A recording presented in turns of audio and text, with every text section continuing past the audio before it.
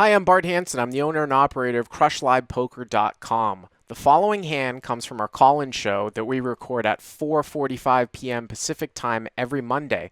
If you want to call in your hand, check out the phone number in the description. So effective stacks are about 500. I cover the villain. Okay. He's in the cut, or he's in the hijack. He raises to 25. Would you say the stacks were again? I'm sorry. About 500 effective. Okay. B1 raises cutoff. No, he raises hijack. Okay. To 25. I call cutoff with ace-5 of spades.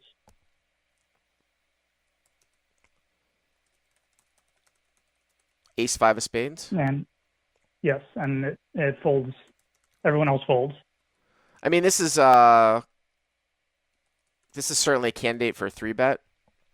Hijack versus cutoff.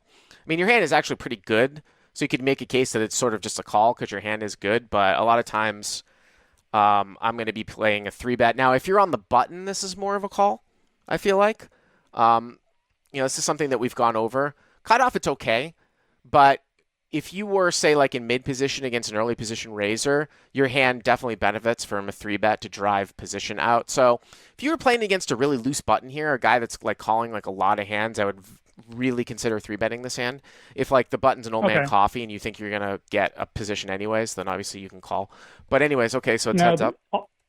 All the action was in early position. There was a couple pros that were under the gun, UTG +1, so I wasn't really too worried about anything like that. So flop comes Jack 7-4, 2 hearts, and the 4 of spades. Jack 7-4. Do you remember the suit distribution? It's Jack 7 are both hearts and the 4 of spades. Okay, so you flop sort of a backdoor flush draw and some backdoor straight draws and an overcard, obviously. Yes, and that's exactly why I'm calling. It's like kind of different. The way I played it, some people thought it was good, some people didn't. So So Jack of hearts, 7 hearts, 4 spades. He bets 30, and I just flat, looking to pick up some equity, or I'm folding the turn. Okay, this is probably pretty close. The larger that he bets, the more that you have to fold, and the smaller that he bets, the more that you have to defend.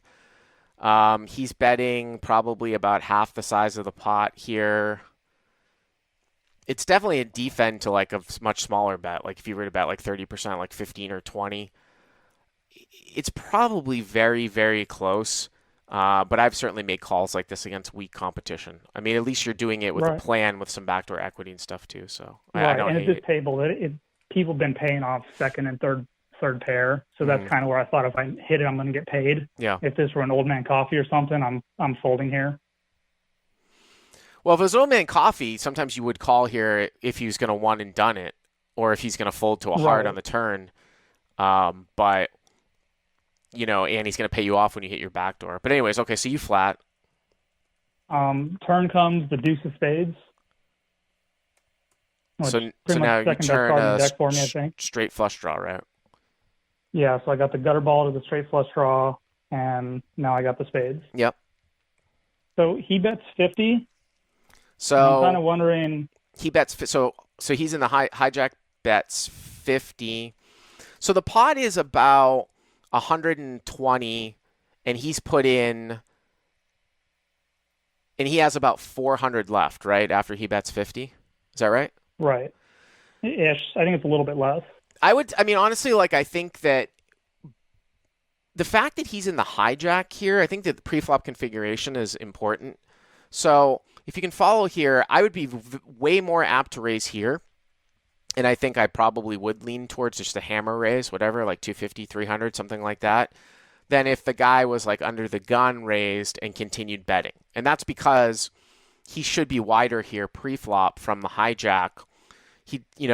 If he's got like a queen jack or a king jack hand, or, he's just going to have a lot of jacks. I feel like from the hijack, he might be opening all Jack X broadways that are offsuit. That's a lot of jacks. Okay. Right? And if you think you can get him off of that, like a hand like Queen Jack, by like raising here, and he doesn't want to play for stacks, then you've got a mountain of fold equity. If he doesn't have Ace Jack, you are dealing with as many as 15 outs here, right? Against a hand like Queen Jack. I mean, you've got a gutter, flush draw, and an overcard with an ace. So this seems to me to be a play where I feel like you can make a huge raise here, make it look like you're committing.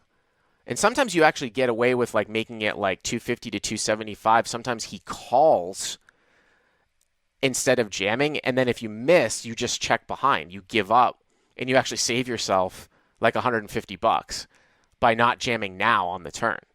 Because a lot of guys, like, they won't look at it and jam themselves. If they go with it, they'll just call. So here, whatever you think is the strongest like raise size, I might make it like 250 and just put a guy in the spot where if he wants to go with it, he should shove, but he might call. And then you get max fold equity and you save yourself 150 if you don't hit. Right. Okay. I mean, I raised, I just didn't raise big enough. I made it 175.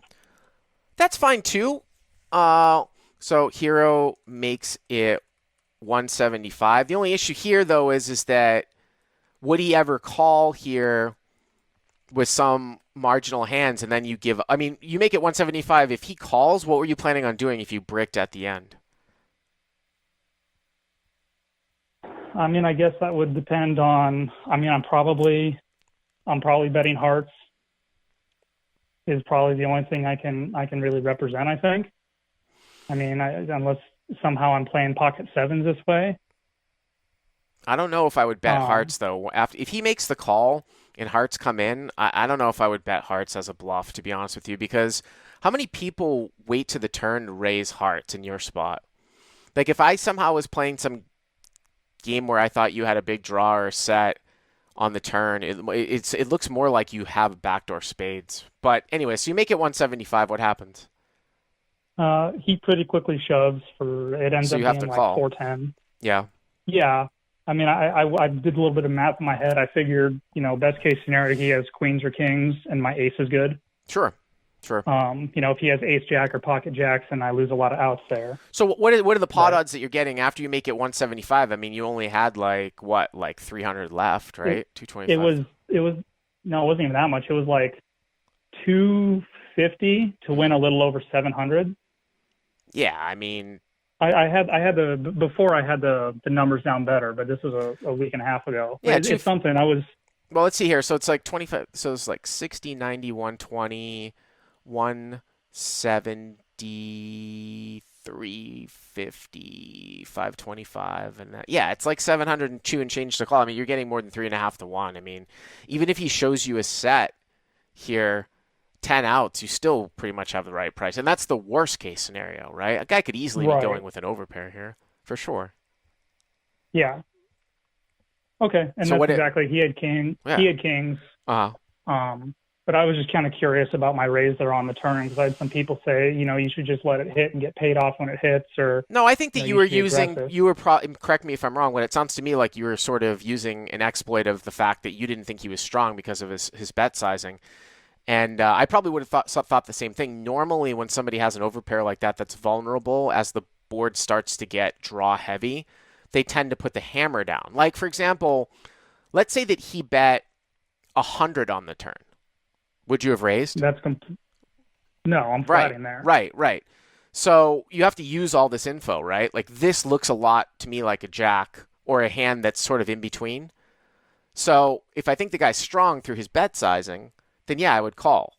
If I saw what you saw in this hand, I like your play, I'd probably raise. I think you do. Usually people don't play kings like that. So. Okay. All right. Thanks for the call. Hey guys, if you like what you've seen here, please click on the subscribe button and you'll get notified every time we put up a new video. And if you want to check out CrushLivePoker.com for the first month free, use the code YTA200. Click on the link right there.